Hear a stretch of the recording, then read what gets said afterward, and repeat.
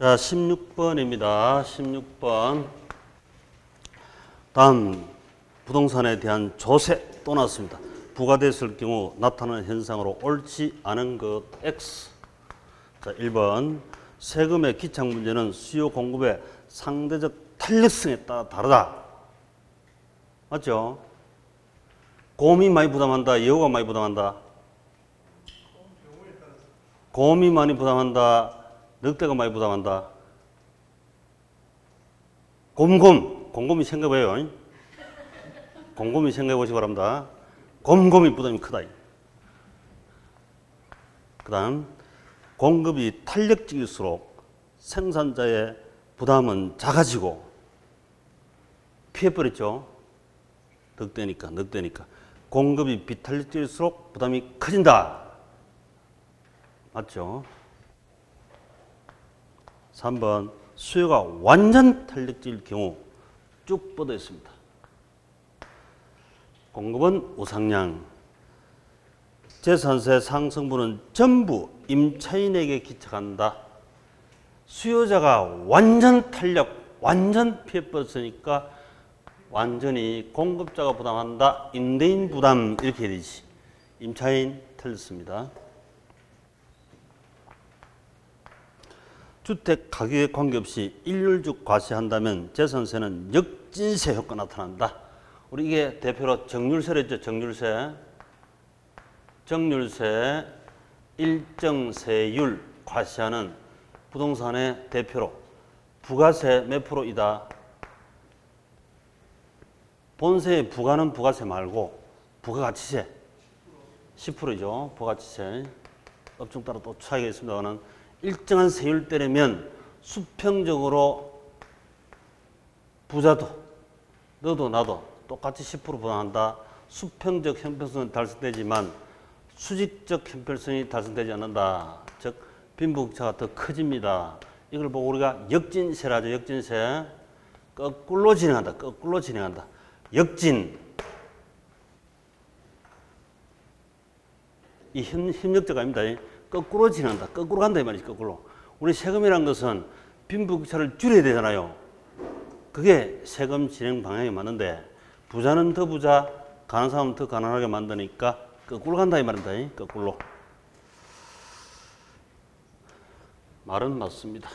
그 다음에 5번 양도세 중과되면 주택 공급 동결 효과. 락앤락 아시죠? 마음의 문을 닫아버려요. 팔려고 하는 마음의 문을 락 닫아버립니다. 동결 효과로 인해서 주택 가격은 더 상승한다. 자, 수요 공급에서 양도세, 중과세 때려버리니까 양도 안 해. 차기 정권 다시 완화할 때 그때 팔래. 그러면 공급을 줄여버리면 저 가격은 더 높아지고 거래량 줄어들고. 맞는 말이지. 자, 조세부담 앞서 봤습니다. 자, 17번.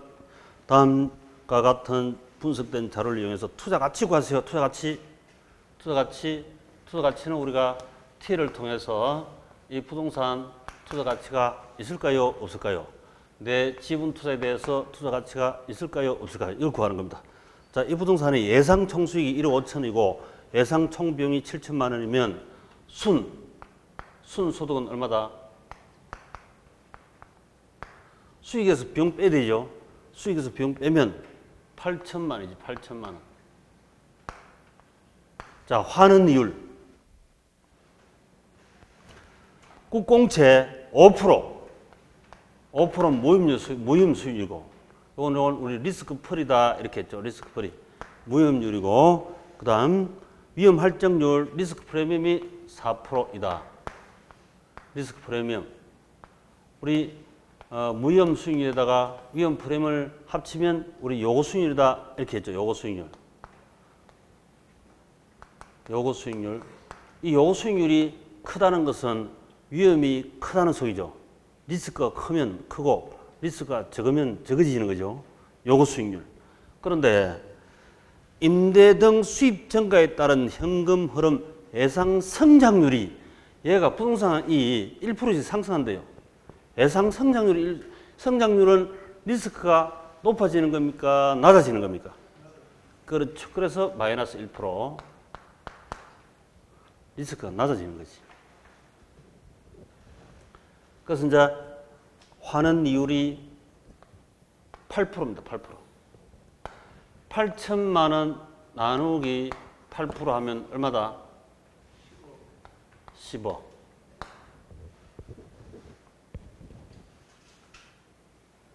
이거 우리 감정평가를 할 때 수익환원법 생각나죠? 아까 우리 직접 환원하는 방법 아까 했잖아요. 그 방법대로 감정평가론 수익환원법 같은 논리입니다. 이거 평가 시 이거 얼마짜리로 투자가치 평가하겠소. 수익으로 평가하는 것은 투자론 개념 그대로 씁니다. 이랬습니다. 그래서 10억 2번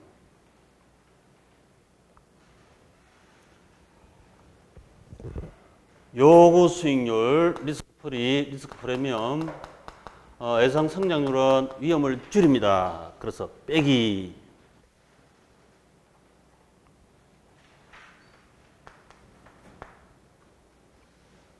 자 18번 다음은 한국주택금융공사에 관한 시행하고 있는 주택연금 제도에 관한 설명이다. 틀린 것은 주택연금은 노년에 하시는 겁니까? 집 살 때 하는 겁니까? 노년에 한 거지. 30년 공부하고 30년 일하고 40년 노년 생활을 한다. 334 전법으로 가야 되는데 내 나이가 60인데 이제 돈 벌어야 되겠대. 떡방은 해야 됩니다. 복덕방 해야 됩니다.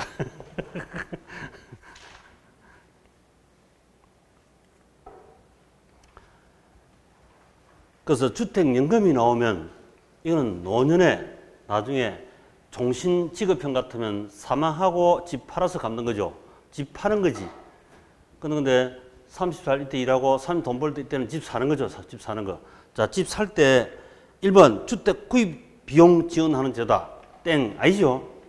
주택 구입은 뭡니까? 한국주택검사에 집 살 때 내가 첫 집 살 때나 또 1주택 있지만 일시적 2주택이라든지 기존 주택을 2년 이내 처분 조건으로 집을 사든지 할 때는 연봉 부부 합산 7천만 원 이하일 때 이때는 보금자리론이죠. 보금자리론. 모기지론 영어로는 똑같습니다만은 우리말로는 보금자리론 딩돌 대출 이런 게 있습니다. 이건 집 살 때고 한국주택금융사의 모기지 1순위 저당 잡히고 돈 빌리는 집 살 때이고 그 다음에 주택연금은 이 3억을 가지고 내가 70세에 연금 가입하시면 연금을 쭉 받아 쓰고 사망하고 그때 집 팔아서 갚는 거다 이랬습니다.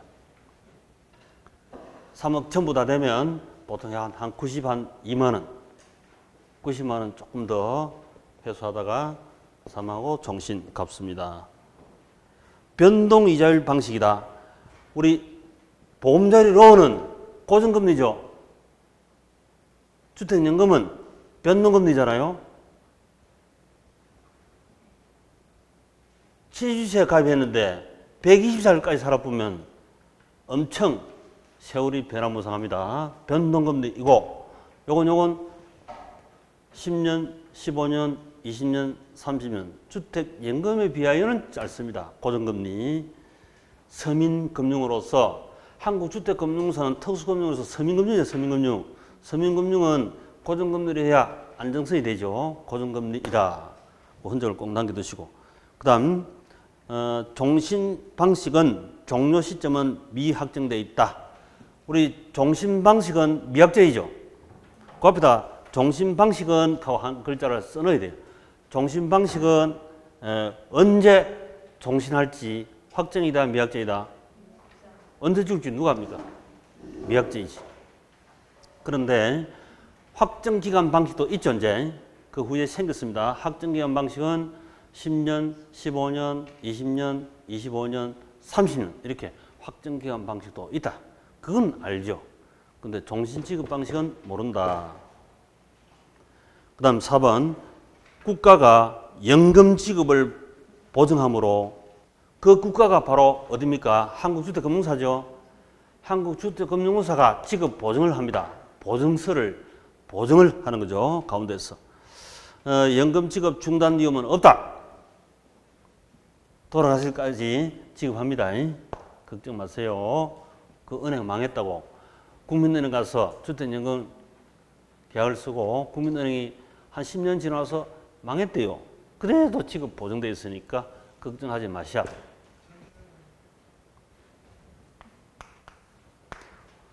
5번 저당권 설정지, 등록 면허세, 지방교육세, 노조 특별세, 그리고 국민주택 채권 매입 의무가 면제된다. OX. 맞겠죠? 이거 주택연금 92만 원씩 받는데 이런 걸 설정할 때 변경 소멸할 때 이거 우리 등기소 가잖아요. 등기소 가면 내는 게 등록 면허세죠. 등록 면허세. 우리 세법할 때 취득세, 등록 면허세, 그다음 재산세, 종합부동산세, 양도세, 부동산 취득, 보유, 양도시 내는 세금이지. 이게 본세, 독립세이고 여기에 부과되는 세금이 뭐가 있다? 취득세 부과되는 세금은 지방교육세, 노조특별세, 등록면허세도 땡땡. 그 다음에 재산세, 지방교육세, 노조특별세 있고 그 다음 양도소득세는 지방소득세, 감면세액의 농특세 이렇게 있지. 이거는 부가세입니까? 부가세. 자, 농지 20번 반복해요.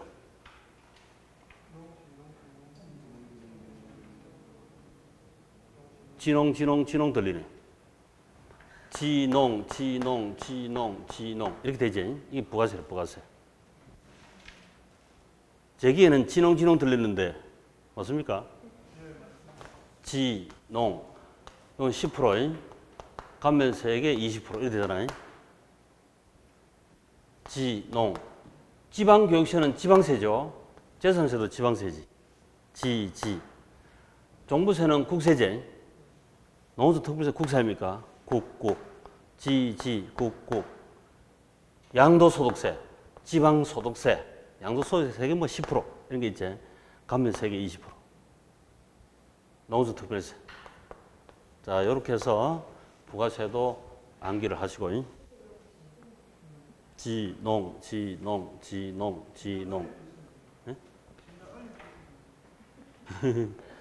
이게 세법 문제래, 이게 세법 문제.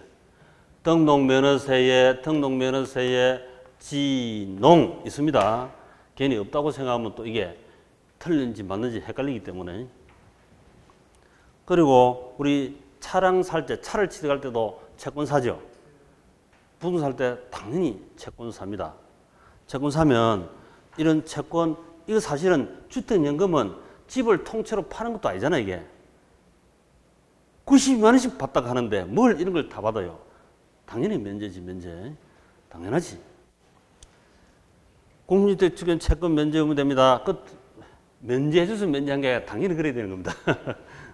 우리 취득세 사면 국민주택 채권도 사죠. 근데 그 채권 나중에 집 팔 때 양도할 때 공제 안 합니다.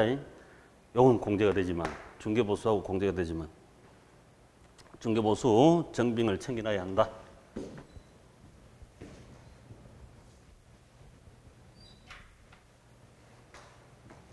자, 그 다음에 19번. 부동산 관리에 관한 설명 중 옳지 않은 것. 1번. 포트폴리오 관리, 투자, 리스크 관리. 그 다음에 매입 매각, 매매, 타이밍. 에너지 관리, 자산 관리로 볼 수 있다. 앞에 우리 포트폴리오 투자하면 포트폴리오 효과, 위험을 줄이면서 투자 가치를 높이면서 수익은 일정하게 만드는 방법, 위험 감소 효과, 리스크 관리 이랬습니다. 그 다음에 투자 리스크 관리 마찬가지, 매매 타이밍 이 다 돈 되는 거죠.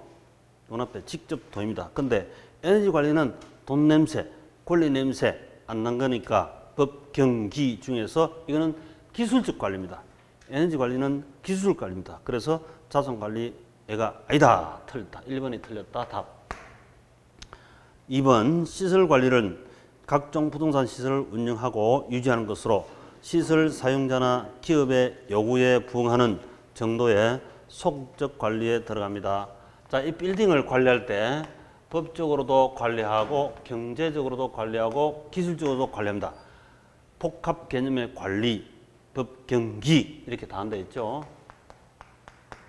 그런데 일반적으로 이제 이거 기술 관리 이걸 보고 시설 관리다 이렇게 부르기도 하고 이걸 협의의 관리다 좁은 의미의 관리.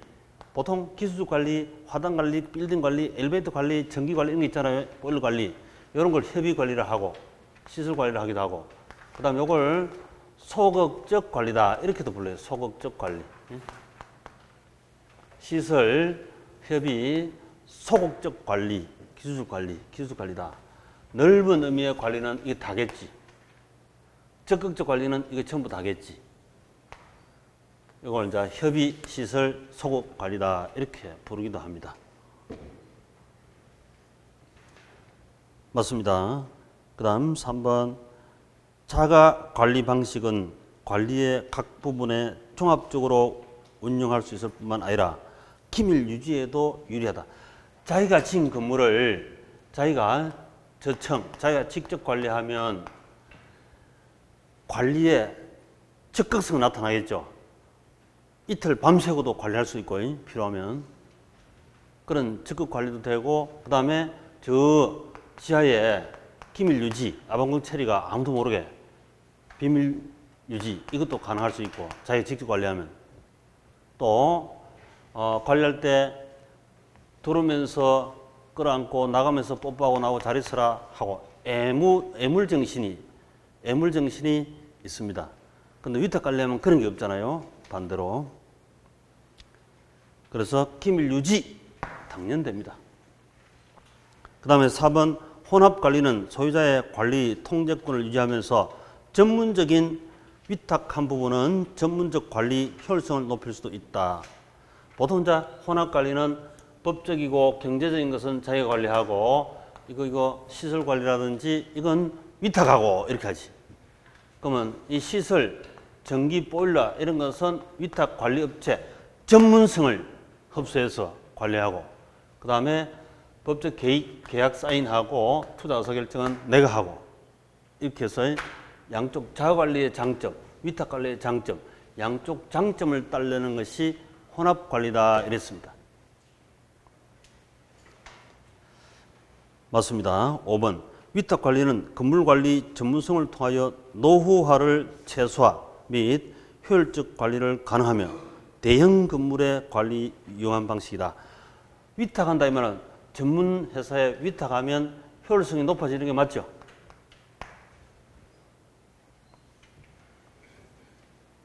(84페이지) 자, 우리 관리 84페이지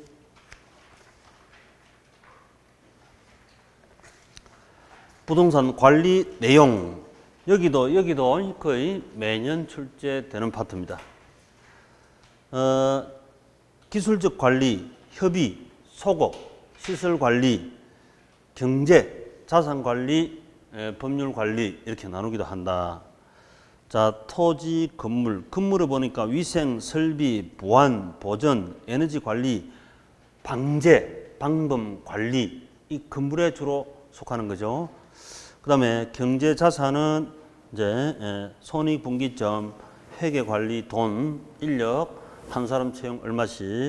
그 다음에 법률적 관리는 권리, 계약서 쓰고 권리 보존 등기하고 공부상, 각종 규제 관리, 법률적 관리에 속합니다. 그 다음 그 밑에 부동산 관리 방식에서 자가, 위탁, 혼합 관리, 위탁 관리 이거 뭐 당연히 위탁 관리의 장점은 자구관리 단점이고 위탁관리의 단점은 자구관리 장점이다. 그냥 상식적으로 하시면 되고 혼합관리는 장점은 양쪽에 장점 있다는 게 장점이겠죠. 근데 양쪽에 단점이 노출돼 버리면 아주 위험해지기도 한다. 책임 소재가 불명확하다 하는 것, 분명하지 않다 하는 그 단점. 그것도 시험 매번 나왔네. 자, 그래서 이거 보시고 여기 문제 나오는 것은 반드시 맞춰야 되죠. 자, 그 다음 20번.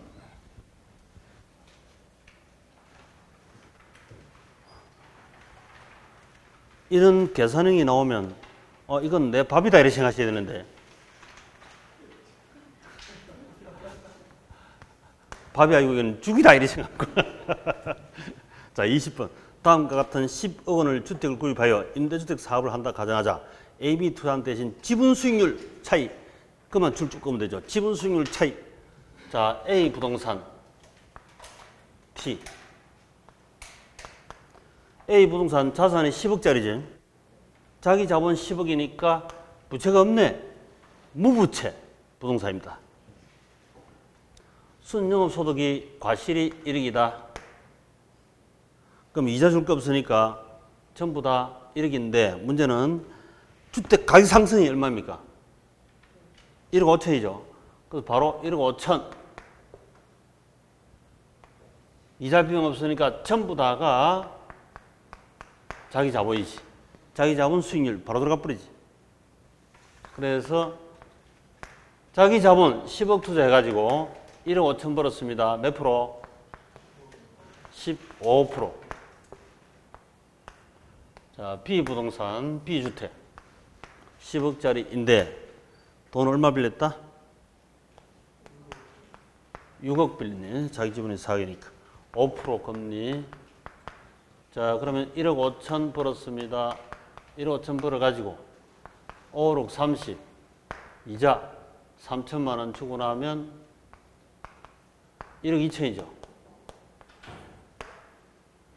4억 투자해가지고 1억 2천 벌었대요. 몇 프로?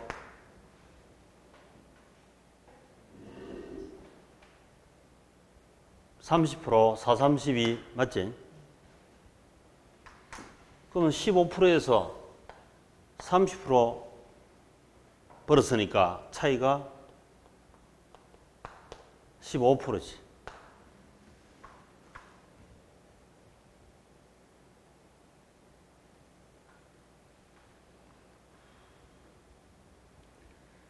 항상 계산식은 치 흐름으로, 돈 흐름으로 생각하면 됩니다. 공식은 필요 없다. 공식이 오면 못 찾습니다. 그 옛날 공부하신 분은, 다른 데서 공부하신 분은 계산식 나오면 다 제끼 부르고 계산 아닌 것만 푼다. 이칸데 그러면 이제 장수 되는 거예요. 장수. 계산형이 밥인데 맛있는 밥인데 모래밥이 돼가지고 돌 씹는 기분 난다.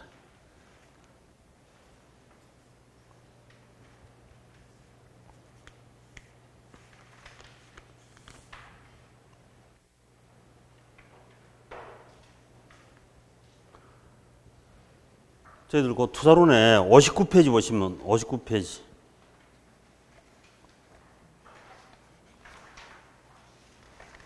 공식은 제가 그냥 단순하게 많이 적어놨습니다만은 이렇게 하는 게 아니랬죠, 그죠? 공식 전체 T 방식으로 자기 지분, 자산, 부채, 자본 같아. 당연히 들어온 돈만큼 투자를 하니까 같은 돈입니다. 같은 돈. 이렇게 해서 빠른 속도로 구하고 그 다음에 이걸 투자해서 자산 투자해서 번 과실 벌어가지고 약속되는 원리금 주고 나머지 내 거다 이렇게 배분하면 번 거 가지고 약속대로 주고 나머지 내 거니까 이것도 같을 수밖에 없죠. 그래서 원본도 같고 과실도 같아. 그럼 그대로 넣으면 되지. 만약에 1억이고 여기 2억이고 여기 3억이다. 그런데 과실이 순영업소득이 3천만 원이고 타인 자본 약속된 이자 5% 주고 나면 나머지 얼마입니까? 2천만 원이죠. 자기 자본 투자 수익률 이렇게 자기 자본 투자 수익률, 지분 수익률 20%일 수밖에 없죠. 그래서 이게 흐름상 자동으로 계산이 되는 거죠. 응?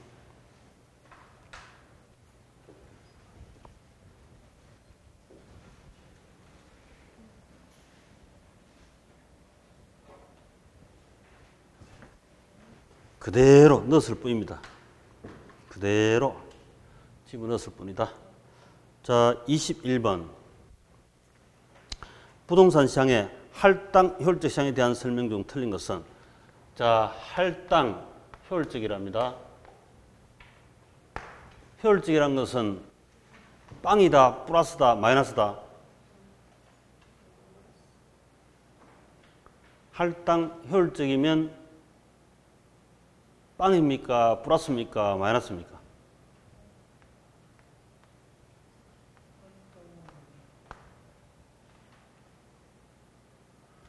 효율적 시장은 정상입니까? 비정상입니까? 정상이죠. 정상 이윤이 빵이잖아, 빵. 정상 이윤만 확보되는 시장이지 투기 이윤도 초과 이윤도 없고 손실도 없다 이 말이다.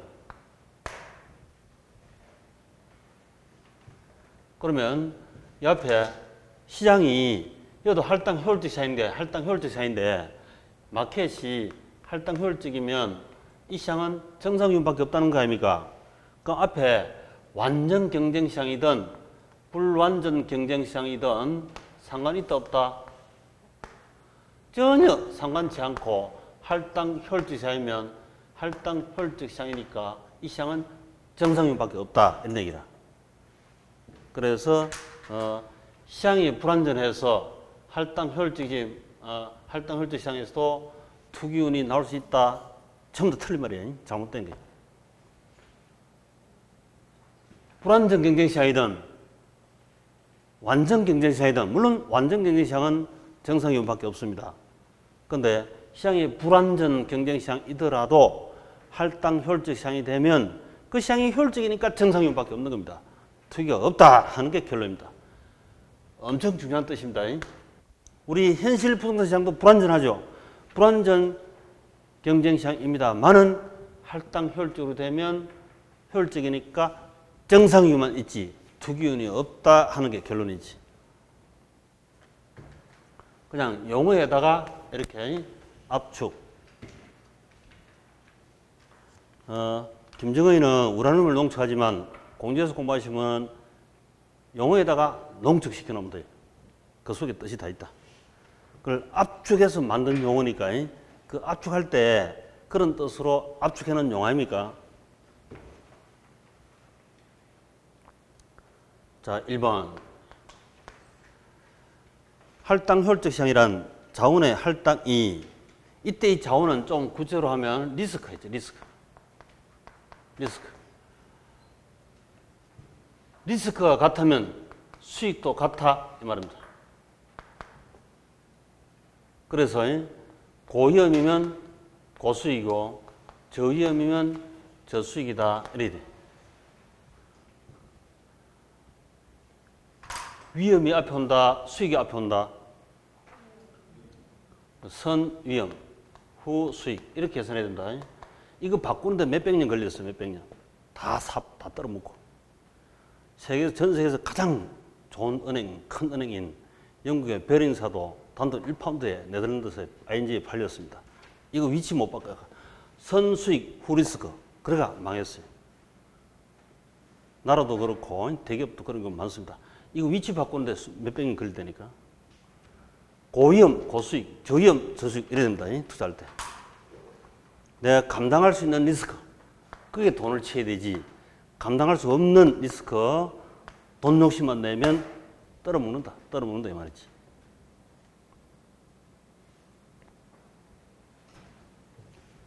자, 2번. 할당 효율적 시장은 반드시 완전 경쟁 시장을 의미하는 것이 아니라 틀릴 뻔했는데 불안정 경쟁 시장에서도 할당 헐적 시장이 될 수 있다.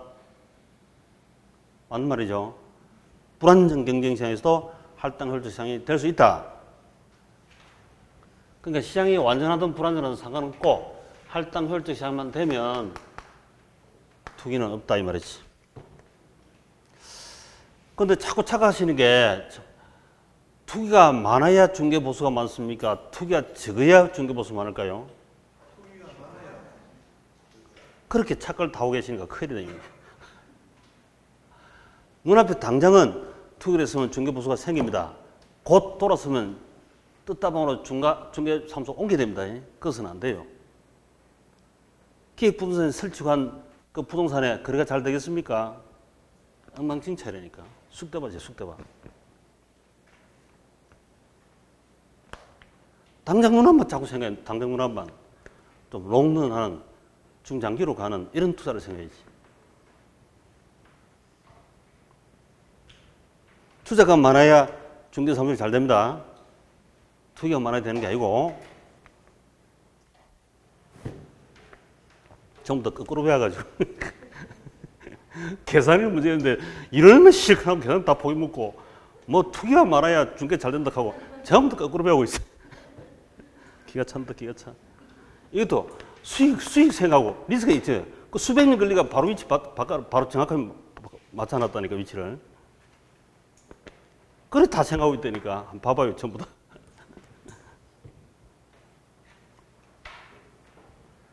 자, 3번 부동산 거래에 정보 비용이 수반되는 것은 시장이 불안전하기 때문이다. 우리 완전 경쟁 시장은 정보가 완전하죠. 퍼펙트 인포메이션, 완전 정보니까 정보 비용을 쓸 필요가 없습니다. 맞습니다.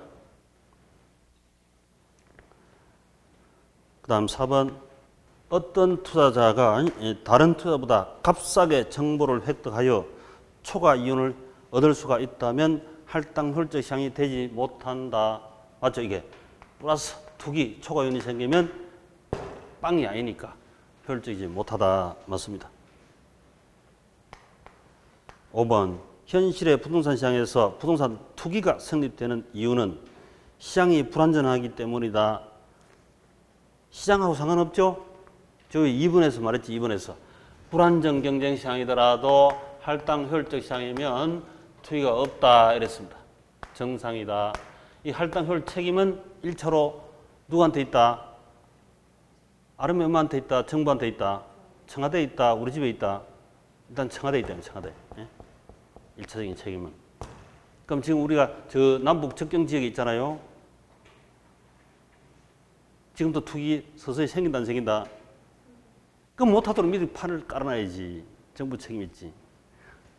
그 땅 사면 돈 된다 하는 거 아닌데 내가 살아가려니까 돈 호주머니 하나 차비가 없어. 근데 저 친구는 가서 대박 치고 있어요. 호주머니 돈도 두둑하고. 그래 자꾸 빈부격차가 더 심해지는 거예요. 그래서 그걸 투기를 못하도록 미리 그런 걸 이제 시장판을 읽어내야죠. 정부가 할 일이지. 자, 22번. 다음에서 대상 부동산의 영업수지를 산정하는 항목에 포함되지 않은 것은 우리 가유순세세입니다. 가능총소득, 유효총소득, 순영업소득, 세전, 세후. 손가락 몇 개? 가유순세세. 가능총소득에서 빼고 공실불량부채 빼고 기타 잡수입 합치고 유효총소득에서 영업경비 빼고 빠지고 그죠? 그다음 순영소득 구하고 그 다음에 순영소득에서 부채서비스 빼고 세전, 세전에서 영업소득세 빼고 세후. 가유순세세. 이 중에서 제일 중요한 건 뭐다? 꽃순이. 자산 투자에서 일단 많이 벌어야 될 거 아닙니까? 이걸 먼저 계산하고 그 다음에 약속대로 원리금 주고 내 거다. 이 계산, 과실 계산하는 게 제일 중요하죠. 가유순세세. 그래서 우리 시험에서도 순영업 소득 찾으세요. 이게 압도적으로 계산형 수수령에서 많이 출제합니다. 자, 재산세 비용은 어디서 빠질까요? 재산세 비용은 영업 경비에 들어가죠, 그죠? 영업 경비. 영업 경비 여기에 유지 관리비, 그 다음에 세금 공과 건물 손해보험료. 우리 선거철에 유세하는 사람들이 손이 악수하자고 왔다 갔다 하죠. 유세손. 유지관리비, 세금 공과. 이때 이 세금은 재산세 비용, 보유세입니다. 보유세. 취득할 때 세금은 자산에 들어갔고 이미. 그 다음에 여기 가면 여기는 영업소득세고,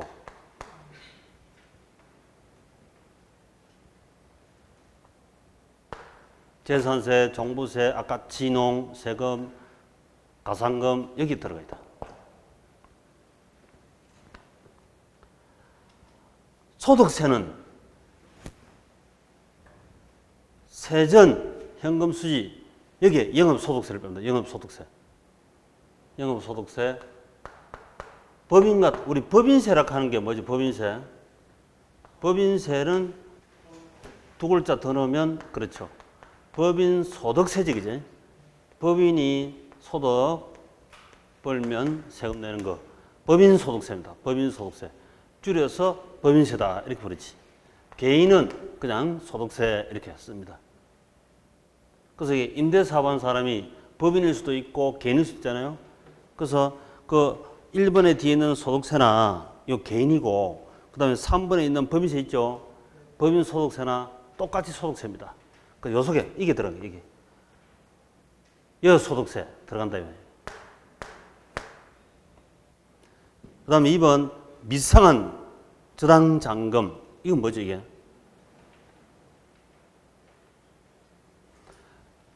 미상한 저당장금은 가중세세, 부채니까, 부채 잔액이니까 여기 없죠.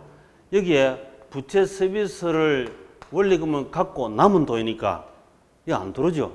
여기는 원래의 원리금 지불액이 여기 들어옵니다. 남은 거는 여기 없지. 그래서 2번이 답이다. 4번에 부채 서비스, 이건 원래 지급한 원리금. 그래서 부채 서비스액, 저당 지불액, 원리금 지불액 다 같은 말입니다. 유지관리비 영업경비에 들어간다. 이렇게. 자, 여기 우리 56페이지, 요약집 56페이지에 요 가중세세 실제 이 과실이 중요하기 때문에 이게 잘 돼야 부동산 매매가도 올라갑니다. 이게 안 되면 매매가 하락하죠. 그래서 부동산은 우리 사실은 매매 가격하고 임료하고 이 둘 중에서 어느 게 더 중요할까요? 매매 가격, 임대차 활동의 임료하고 사용수익 가격인, 용익 가격인 임료하고 교환 가격인 가격하고 어느 게 상대적으로 어느 게 중요할까요? 그 시험 나오는 건 아닙니다만은 이거, 저거, 이거 사과나무에 과실이 중요할까요? 사과나무가 중요할까요? 사과나무에 사과가 중요합니까? 사과나무가 중요합니까? 물론 둘 다 중요하지. 사과나무 있어야 사과 달리지. 그런데 최종은 뭐가? 과실이. 사과 중요하죠. 사과 맛있게 달린 나무 높게 평가하고 맛없는 갈 달리면 배 버리지. 소용도 없잖아. 이게 과실이 이게 용익가치. 사용 가치가 높아야 매매가도 올라가고, 사용 가치가 별로 없으면 교환 가격도 떨어지잖아요. 그렇지? 이게 이제 이게 과실이고 이게 원본이다. 이렇게. 그래서 이게 임대료가, 이 임료가 하는 게 이게 전부 다 가중세세가. 요게 잘 돼야 부동산 매매가도 올라갑니다. 이거 안 되면 당연히 사과나무 잘라버리지. 소용없죠. 가중세세. 사실은 압도적으로 중요한 거죠.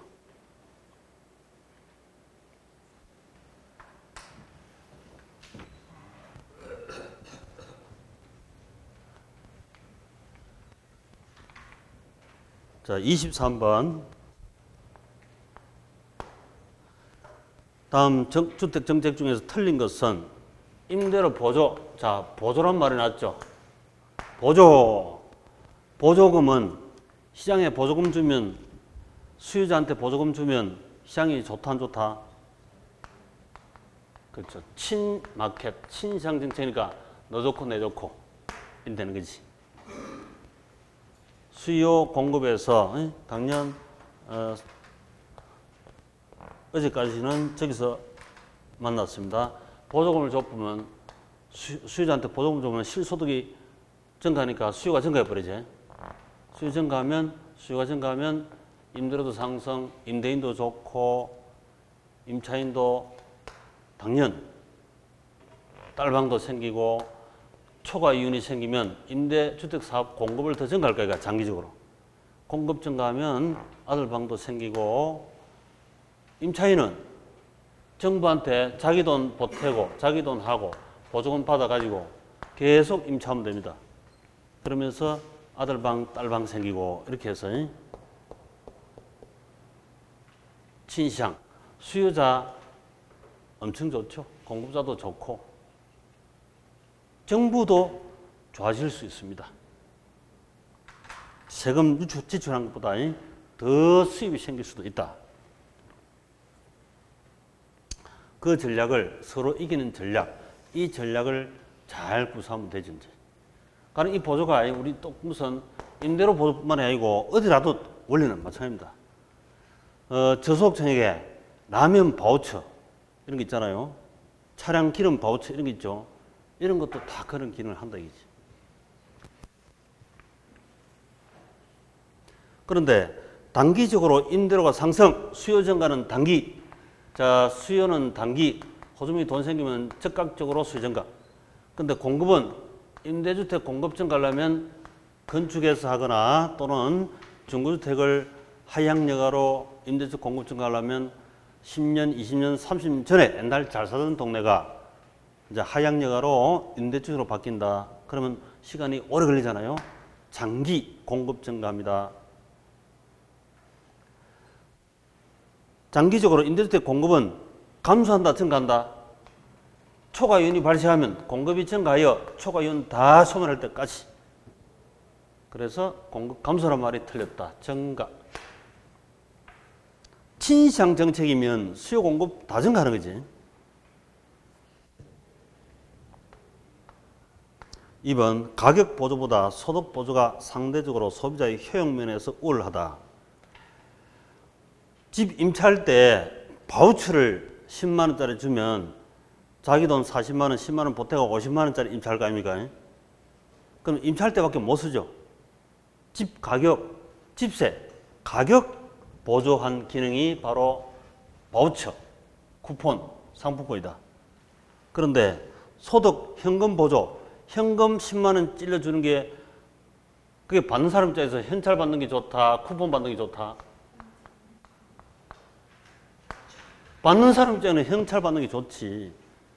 근데 현찰 받아가지고, 그렇죠. 효용 면에서는 당연 현찰 받는 게 좋다. 그런데 정책 현금을 줬더니 남편이 이게 살짝 빼가 상급자 사무로 갚아도 되지. 그러니까 부인이 성질나가지고 다음부터 돈을 주지 말고 쿠폰을 달라고 한다, 쿠폰을. 쿠폰을 넣어놨더니 또 빼가서, 이거 빼가지고 삼겹살 집에 가서 삼겹살 주세요 하니까 안 주잖아, 이게. 다시 살짝 갖다 놓는다고. 그러니까 이건 이제 임차할 때 쓰죠, 임차할 때만 쓰면 정책 달성도가 높아질 거야, 이거. 정책 달성도는 쿠폰이 좋고 만족도는 현찰이 좋다. 시험 잘 나왔습니다. 여러 번 출제했습니다.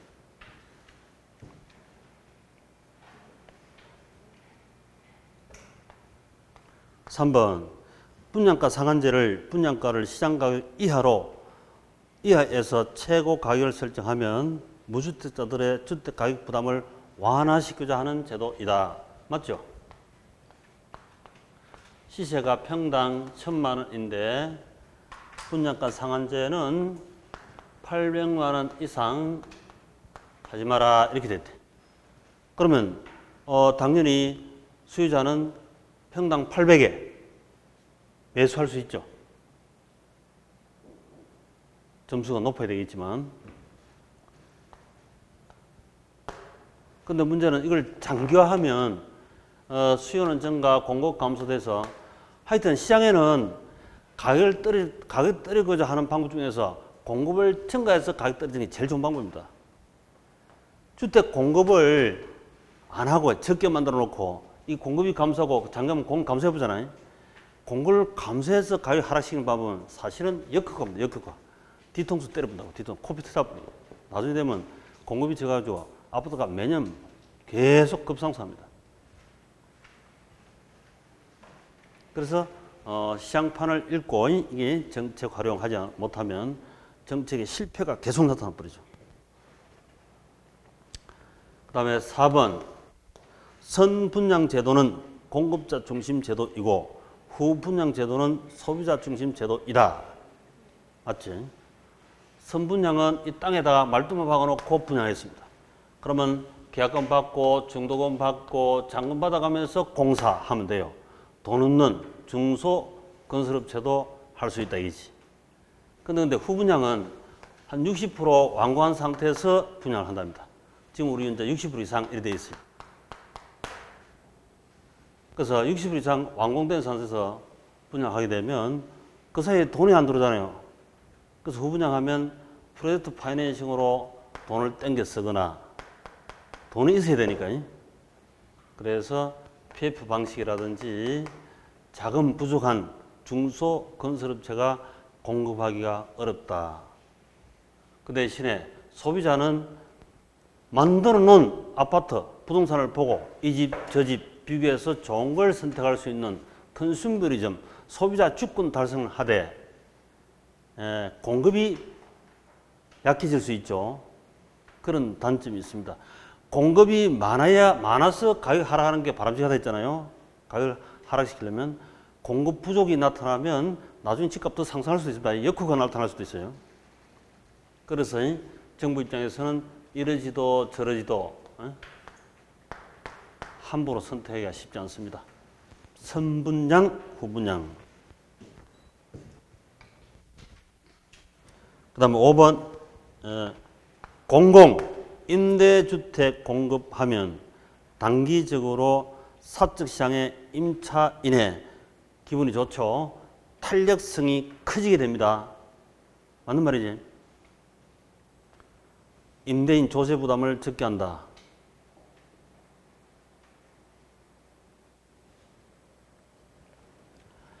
공공이 임대주택을 공급하면 사적시장 임차인은 선택 기회가 넓어지니까 탄력적이 되죠. 조세 부담을 적게 한다. 맞습니다. 자, 24번. 마지막 문제. 정부의 규제 임대로. 자, 또 규제가 들어왔습니다. 규제. 규제 들어오면 안 좋다니까. 보조를 줘야지, 보조. 애들도, 아들, 딸도 뭐 하지 마라, 엄마가 하지 마라 하는 보다는 보조를 해주면, 잘하는 쪽으로 칭찬해주고 보조를 해주면 애들이 좋아하죠. 원리가 똑같아. 임대료 규제가 임대료가 시장 임대료보다 낮을 경우, 낮다. 늘상 하던 50만 원의 임대차 하는데 여기에 30만 원 이상으로 임대차지 마세요 하면 효과가 있겠죠. 임대주택시장의 효과에 관한 설명 중 틀린 것은 1. 장기적으로 임차인 이동이 낮아진다. 2번. 장기적으로 임대주택 공급이 증가한다. 이거는 반시장 정책이기 때문에 공급이 증가할 수 있다 없다. 공급이 감소해 보잖아요. 무조건 틀리지. 그래서 다른 1, 3, 4, 5가 긴가민가한 게 나오더라도 이번에 장기적으로 임대주택 공급이 늘어난다. 땡. 무조건 틀리죠. 반시장 정책입니다. 그럴 수가 없다 이 말이지. 그래서 규제는 반시장 정책, 보조는 친시장 정책. 그것만 확인하셔도 된다.